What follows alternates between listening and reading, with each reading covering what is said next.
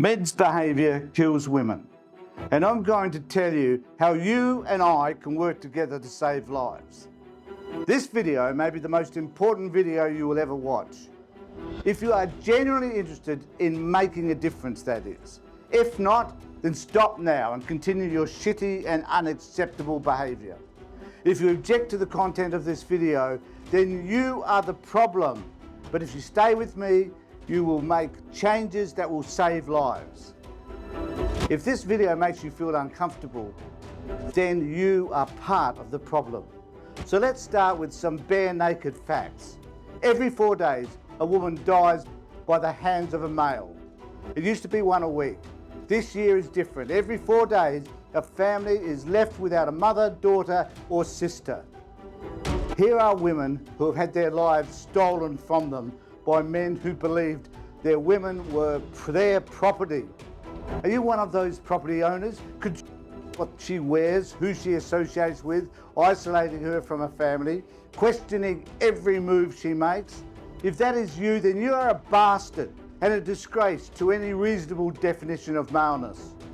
This year, it can be estimated that there will be over 60 women who lose their lives that will be taken simply because men failed to take responsibility for their behaviour. Together, we can stop this mindless killing. We need to accept one simple fact. Familial violence is an infestation in the male psyche that must be eradicated. Sit with that idea for a moment. Familial violence is an infestation in the male psyche that must be eradicated. These men are racked with feelings of loneliness, guilt, hopelessness, helplessness, and powerlessness. This is not the fault of others, but rather a pervasive lack of self-awareness. The emotions we experience are our emotions, informed by our past experiences. The people we say we love are not responsible for our feelings. Men may wish to ascribe their behaviour to how they perceive others may have made them feel, but this is a lie. The coward's belief is based on his need for lack of accountability, the failure to take responsibility for his actions. It is always someone else's fault. As a social worker who has worked with violent men for over 30 years, I feel confident in saying that most men resist the need to take responsibility for how they behave, even when it is violent and controlling behaviour. What saddens me is that all of the men I have worked with, only a handful were prepared to take full responsibility. This is a sad indictment of manhood.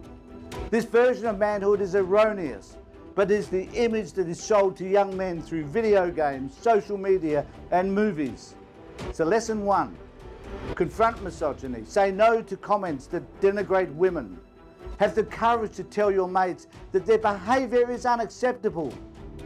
Regrettably, most men favour their relationships with their mates over the well-being of the mate's partner. How many men knew that these women's lives were at risk, but chose to do nothing? The responsibilities for these women's lives lies with these men. You unwittingly participated in the death of these women. You share some responsibility. You should feel ashamed. Lesson 2, who do you know who may be a victim of familial violence? Have you told them that you are concerned about their safety? Offer them a safe place while they exit the relationship. It is at that point that they are likely to be killed. Have you the courage to save their life?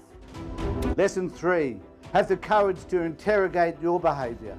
Ask your partner, what behaviours would she like you to change? Most men haven't got the guts to ask this question, fearful that the response may mean that they have to change an innate aspect of who they are. Controlling behaviour does not create happiness. It creates fear and loathing. Every male watching this video can make a difference and save a woman's life. It is up to every one of us. What are you going to do?